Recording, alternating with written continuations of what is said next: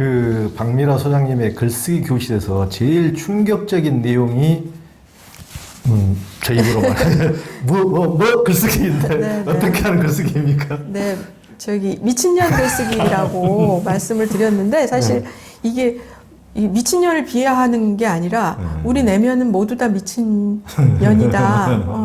남녀 모두 미친년이 있다. 이제 이런 남자는 말씀을 제가 하겠습니다. 미친놈.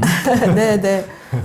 들어있다. 근데 이제 이게 사실 매드우먼의 문학이라고 해서 서양에서는 연구가 되기도 해요. 예, 그리고 실제로 그 미친 여자, 점점 미쳐가는 여자의 시점에서 그 소설을 쓴 소설들도 한국에도 있고 외국에도 있어요. 예, 그래서 근데 사실 그 미친년의 얘기를 들어보니까 우리의 무의식과 굉장히 많이 비슷하더라. 그리고 우리의 생각 막 정신없이 우리 하루 종일 머릿속에서 뭐가 왱왱왱왱 이 생각 저 생각 왔다 갔다 하잖아요. 네, 그런 것들이 미친 사람, 제가 이게 미친 사람을 함부로 예, 그런 건 아닙니다. 어쨌든 합리적으로 설명할 수 없는 것. 예. 그런 것들이 우리 내면이다. 예. 그걸 인정하자. 그리고 그걸 그대로 그냥 있는 그대로 이렇게 써도 되나? 이제 이렇게 자기 검열하시지 말고 미친 듯이 정말 써 보시라. 이렇게 권하는 거죠. 그러니까 그 한때는 우리나라 이제 지금 좀 덜했지만 교회 같은 데 가서 방언이라 그래가지고 이제 하는 게 유행도 이제 막 대전적이 있는데 네네. 이제 박 소장님 이제 이 책에서도 보면은 그런 식으로 꼭 자기가 다른 사람한테 정말 들키고 싶지 않은 거라면은 그야말로 그렇게 막 낙서처럼 막 외계인 언어처럼 네네. 이런 식으로 쓰는 것도 막 뿜어내고 이렇게 하는 것도 권유를 하더라고요. 어떤 순간 그런 것도 좀 필요할 것 같아요. 네. 누가 이제 볼까봐 두려워서 못 토해냈을 경우. 네네. 그리고 이제 제가 주로 많이 사용하는 게 여기 모든 날 모든 순간 내 마음의 기록법에 나와 있지만 글을 쓰다가 중간에 더 깊게 말하자면, 위험한 말을 하자면, 더 솔직히 말하자면, 이제 이런 거를 중간에 문구를 딱 넣게 해요. 예, 그럼 이제 더 쑥 들어가요. 그래서 더 솔직한 얘기들이 나와요. 그래서 막 이제 그렇게 하는 거예요. 그리고 떠오르는 대로 자유롭게 쓰는 것도 그렇고, 그 다음 외계어로 쓰는 것. 정말 숨기고 싶어서 치유하는 글쓰기로도 쓸 수 없을 것 같은 글들이 분명히 있어요. 이제 그런 것들은 정말 외계어로 쓰는 거예요. 정말 쓰세요. 제가 한 바닥 도화지를 쫙 다 전지를 깔아놓고 그리고 이제 한번 외계어로 써보시라고 그러면 열심히 쓰세요. 네. 가장 친한 사람한테도 그런 감정을 느낄 수가 있잖아요. 외적으로 친하게 보면 또 가족에게도 그런 걸 느낄 수가 있어요. 원래 애증이라고 하는 게 사랑이 깊을수록 증오도 깊을 수 있으니까요. 그렇죠. 그리고 이제 이 책에 보면 이제 셀프 인터뷰, 즉 자기가 자기를 인터뷰하는 것도 치유에 도움이 된다면서요? 네네. 그러니까 예를 들면 이상하게 자꾸 불끈불끈 화가 나. 그러면 그 화하고 대화를 해보는 거예요. 안녕, 처음이야. 이제 이렇게 말을 걸면서 그 화하고 내가 물어보는 사람이 되기도 하고 대답하는 화의 입장이 되어서 번갈아 가면서 글을 쓰는 거예요. 물어보고 대답하고 화가. 그런 식으로 하면 그냥 내가 화가 이런 것 때문에 났을 거야. 엄마 때문일 거야. 또는 오늘 뭐가 안 좋은 일이 있어서 내가 화가 났을 거야. 했던 것과는 전혀 다른 그런 얘기를 화가 한다는 걸 발견하실 수 있어요. 그러니까 너무 막연하게 보이던 것이 이런 식으로 이제 글쓰기 인터뷰식으로 정리하다 보면은 조금 막연 안개 속에 거치면서 자기의 내면의 심리가 조금 분명히 이제 보인다는 거죠. 그리고 더 구체적으로 보이고 전혀 생각지 않았던 측면들이 또 보이기도 하고 그래요. 그러니까 전혀 모르면 이제 해결책도 있을 수가 없는데 알면은 거의 90% 해결한 거나 다름이 없는 거죠. 아는 게 이제 가장 중요한 거니까요. 심리적 안개를 쭉 걷는 데는 정말 글쓰기만한 게 없는 것 같습니다. 글쓰기라든가 셀프 인터뷰 이것도 이제 좋은 것 같고요. 네, 제가 많이 권합니다. 정말 셀프 인터뷰 대화 기법이라고도 하는데 이거는 자아초월 상담을 하거나 치료를 하는 것으로부터 시작됐어요, 사실은. 명상 그 프로그램에서 처음 시작이 된 거여서 예, 아주 중요한 기법입니다. 제가 지금 박미라 소장님 인터뷰한 것처럼 여러분이 자신을 이렇게 인터뷰하세요. 네, 맞습니다. 적어보시고. 네. 그리고 이제 우리는 다 고통을 피하려고 노력한다. 이렇게 이제 인간 자체가 이제 고통을 싫어한다고 이렇게 대부분 전제를 하고 누구나 고통을 피하려고 노력한다고 이렇게 생각을 하는데요. 실은 부정적인 감정을 일부러 놓지 않는 경우도 있다면서요? 네. 그건 이제 기질적으로 조금 우울한 감정이 내 거라고 생각하고, 예, 우울한 감정이야말로 나답다라고 자꾸 실감하는 기질이 있어요. 예, 그런 분들이 이제 그렇고, 또는 어린 시절에 뭔가 파고가 많았으면, 예, 그러니까 어린 시절에 고통스러운 일이나 이제 이런 것들이 많았으면, 그게 너무 지긋지긋하면서도 극적이거나 고통스러운 사건이 별로 없이 이렇게 시간이 흘러가면 무의미하다고 느껴요. 이상하게. 네, 그래서 자꾸 또 문제거리들을 찾아가게 될 수도 있어요. 네. 그래서 우리가 그 고통이 날 붙잡고 있는 게 아니라 내가 고통을 붙잡고 있을지도 모른다. 이제 그런 얘기를 에크하르트 톨레가 얘기를 하죠. 네. 그러니까 내 인생의 어떤 트레저디 비극 드라마를 3편으로는 부족해. 4편 정도는 돼야 되지 않겠어? 1편 더 쓰고 이제 더 이제 이렇게 막 첨가하고 자기 인생을 어떤 비극의 주인공으로 만들기 위해서 더 이제 감정 그런 부정적인 것을 감정에 몰입하고 이렇게 돼버릴 수도 있다는 거니까. 예. 참. 그러면 본인도 얼마나 불행하지만 주변 사람들이 얼마나 그 이제 감정이 전부 다 어떻게 보면 전념되는 것이기 때문에. 그렇죠. 네, 맞아요. 예. 불안하거나 아니면 우울하거나 모두 다 주변 사람들을 좀 힘들게 하는 거여서. 그러니까요. 네.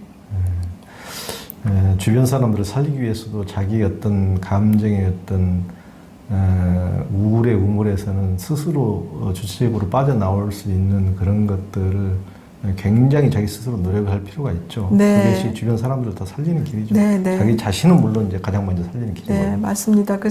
그래서 글쓰기를 그 글을 쓰실 수 있는 분이라면 모두 다 글쓰기를 통해서 예, 자기 마음을 자꾸 들여다보고 다독이고 이런 걸 꼭 하셨으면 좋겠다. 예, 이 아까운 걸 다 알고 있는 거 이거 아까운 거 무료인데 글을 쓰는 행위 자체는 다 무료인데 이거 누구나 다 하셨으면 좋겠다 그런 생각이 있습니다. 그 진짜 19세기까지만 해도 우리는 뭐 유럽을 대단하게 알지만은 유럽 사람들도 글을 읽고 쓸 수 있는 사람이 인구의 한 3%밖에 안 됐다는 거예요.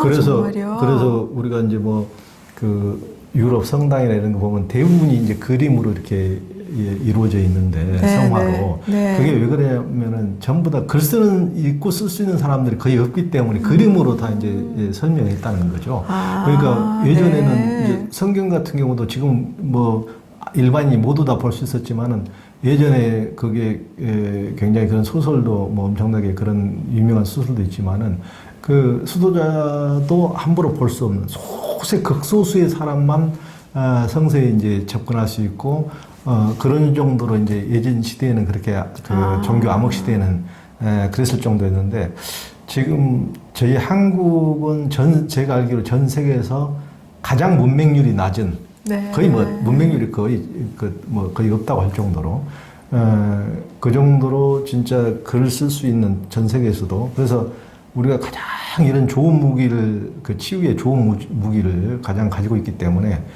가지고 있는 치유의 무기를 가지고도 쓰지 못한다면은 그러고 이제 계속 상처 이렇게 호소한다면은 앞으로는 좀 그런 일이 없도록 좀 이렇게 치유의 글쓰기를 통해서 정말 내적인 이런 것을 치유해 갔으면 그런 방법들이 우리에게는 진짜 한국인들이 제가 보기에는 가장 적절한 것 같아요. 한국 사람, 외국에는 미국도 문맹률이 뭐 지금도 엄청나거든요. 제대로 이제 뭐 읽는 사람의 문맹률은 좀 떨어지지만은 완전히 쓰기까지는 더 문맹률이 더 높아가니까. 근데 한국 사람들은 진짜 거의 못하는 사람이 없잖아요. 그렇죠.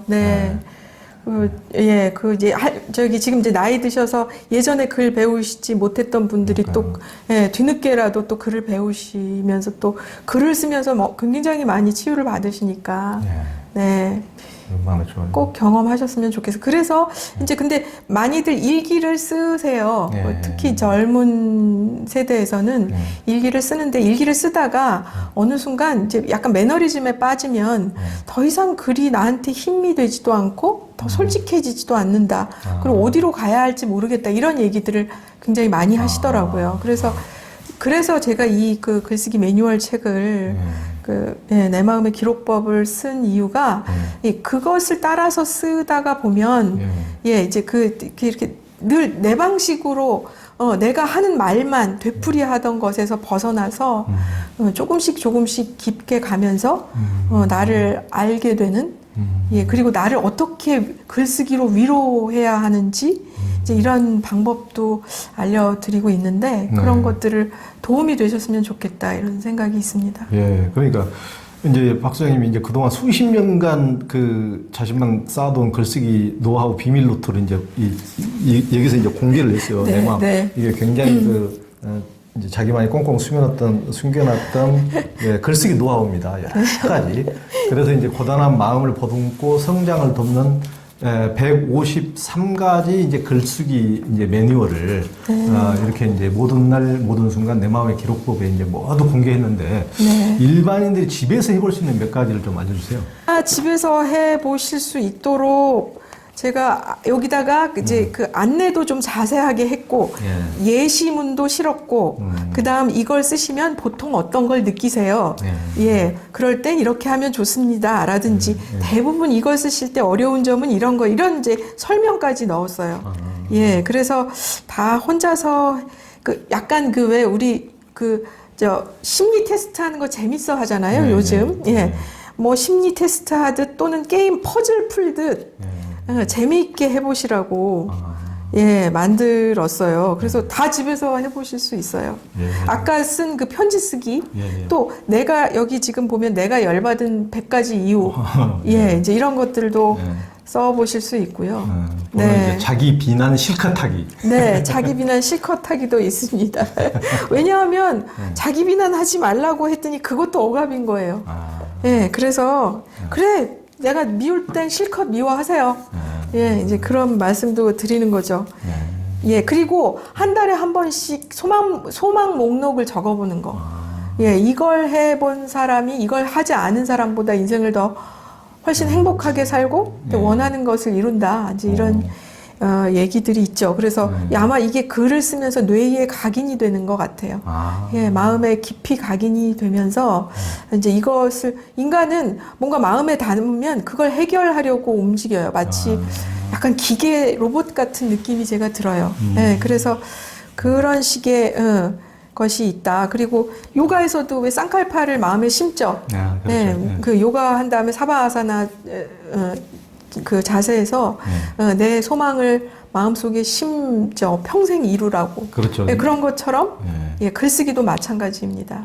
요가 니드라에서 굉장히 핵심적인 거죠. 자기가 소망을 이렇게 마음속에 깊이 심으면은 나중에 그 씨앗이 자라서 이제 꽃을 활짝 피고 열매를 맺을 때가 있을 것이다는 그런 원리죠. 근데 이제 그 책에서 보니까 1950년, 80년대 하버드와 예일대에서 MBA 졸업생 중에서 자신의 미래 목표를 글로 적어둔 사람은 이제 3%였는데 수입이 나머지 졸업생 97%의 수입을 모두 합친 것보다 10배나 많았다고 그러더라고요. 그러니까요. 이게 저도 이렇게까지 효과가 있는 건지 저도 이 글을 보고 놀랐는데 이거를 지금 한 책에 인용은 한 책에서 했지만 굉장히 여러 곳에서 제가 이걸 발견을 했었어요. 글로 써둔 사람이 그 이후의 삶이 달라진다.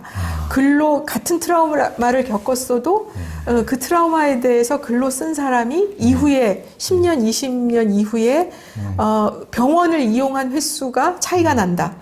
이런 얘기들 이제 이 미국에서는 이게 장기 프로젝트로 연구들을 많이 하니까 그런 글쓰기 효과들에 대한 보고가 많습니다.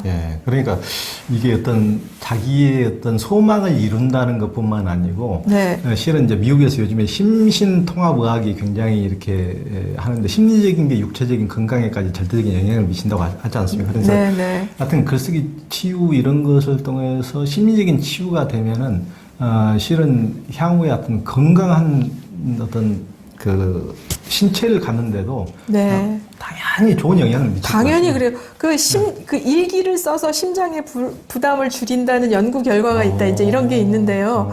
저는 너무 당연하다고 생각해요. 왜냐하면 제가 열불 나는 체질이라고 아까 말씀드렸는데 그 열불을 글로 담고 나면 아무래도 심장이 덜 부담이 될 것 같아요. 그렇죠. 예, 그 심장을 계속 담아놓고만 있으면은 정말 열불이 계속 불이 안 꺼지니까. 그때 사그라들었다 또 활활 타오르는데 예, 그걸 글로 써서 해소하면 심장이 훨씬 편해지겠죠.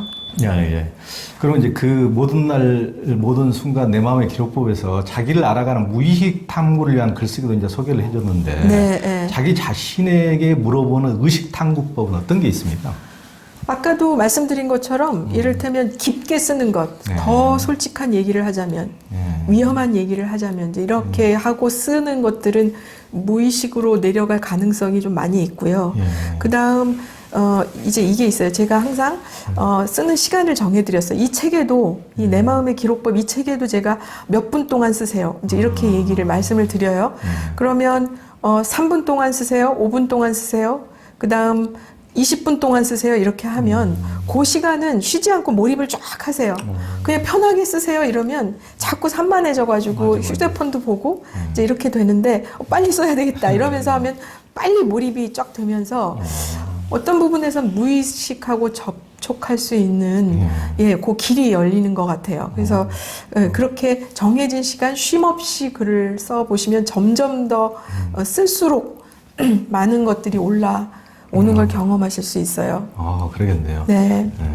그러니까 이런 글쓰기를 통해서 우리가 점쟁이한테 꼭 물어볼 것이 아니고 이런 글쓰기를 통해서 맞습니다.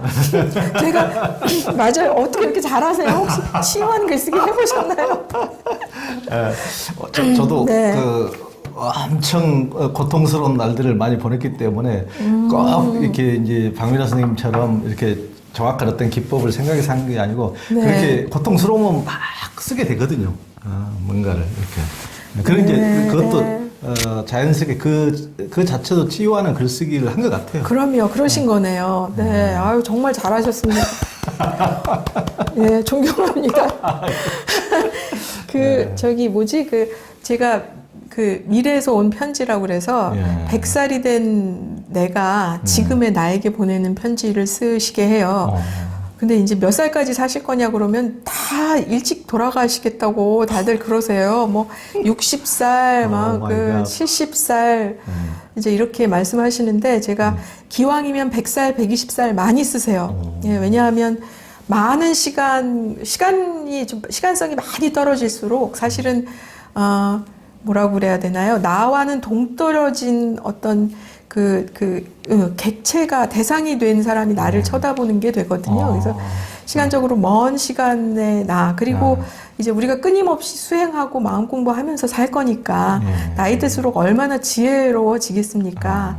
그 많은 나이에 내가 지금의 나에게 위로와 격려의 편지를 써주세요. 이제 이렇게 얘기를 드립니다. 그러면 생각지도 않았던 얘기들, 내가 그 뒤에 무슨 일을 했고 잘 살게 됐다, 다 네 덕이다, 이제 이런 편지가 와요. 100살의 나에게서.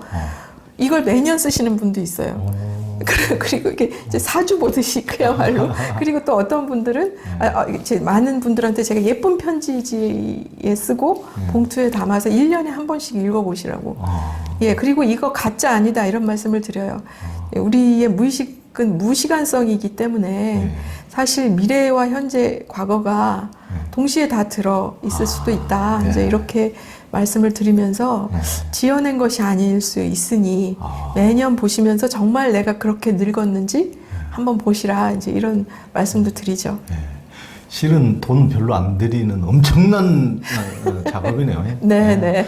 야, 복채로 드리는 것보다도 거기다가 100분의 1, 1000분의 1이면은 정말 복채보다도 훨씬 더 큰 정말 자기 자신에게 그것은 확실히 미래의 어떤 씨앗을 심는 거니까요. 네, 네. 대단한 겁니다.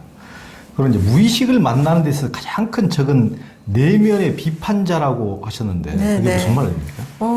저 무의식의 얘기가 떠오르려고 하면 아까 말씀드린 것처럼 무의식은 미친년처럼 비합리적으로 보일 수도 있고요. 예, 그런데 이제 그런 합리적이지 않은, 이성적이지 않은 얘기가 올라올 때 그 내면의 비판자가 이거 너무하는 거 아니야? 이거 맞는 말이야? 너 또 이상한 소리 하고 있다? 또 넌 맨날 똑같은 얘기 하고 있다? 이제 이런 식으로 막아요. 그러면 이제 펜을 놓으시죠. 여기에 지면 더 이상 글이 나오지 않아서 더 이상 쓸 수가 없어요. 이렇게 말씀하시는 분들이 있어요. 특히 혼자 작업하실 때 그걸 많이 경험하세요. 네, 그래서 그 내면의 비판자를 다루면서 같이 가야 된다. 이제 그런 말씀을 드리죠. 예. 그러면 내면의 비판자 어떤 식으로 좀 다루는 방법이? 내면의 비판자도 꺼져 이러면 안 꺼져요. 그리고 더 세져요. 그러니까 네가 문제야. 날 꺼지라고 하다니. 그래서 어떻게 이 세상 살겠어.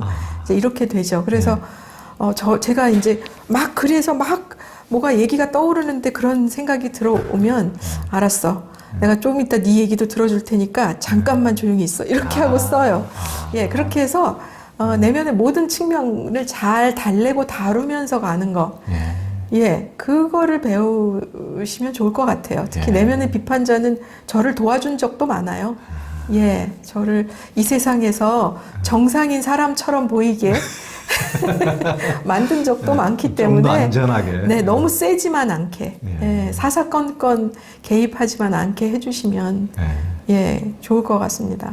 그러니까 우리는 내면의 또 다른 또 다른 수많은 그걸 이제 심리학적으로 막 다중인격으로 표현하기도 하는데 양파 껍질 같기도 하다 그러고 우리는 하나의 보이는 것은 하나지만은 다양한 다층의 또 마음을 가지고 있으니까 그것을 이제 잘 이렇게 깨어나가고 또 그 내면의 그것이 하나로만 우리가 일치되면 좋다고 그러지만은 묘가가 합일인데 그렇게 되지 않더라도 방금 말씀하신 것처럼 그것에 또 비판자는 비판자로서의 어떤 장점이 있고 또 그걸 내가 이제 또 조심하도록 삶을 이렇게 야, 너 그렇게까지 하면 너 곤란해 이렇게 옆에서 또 해주어서 더 삶을 또 안전하게 꾸려갈 수 있도록 하는 또 측면도 있으니까 그런 것들을 잘 조화롭게 잘 활용해서 할 수 있는 사람이 지혜로운 사람이겠죠. 내 안에 수많은 내가 있는 게 문제가 아니라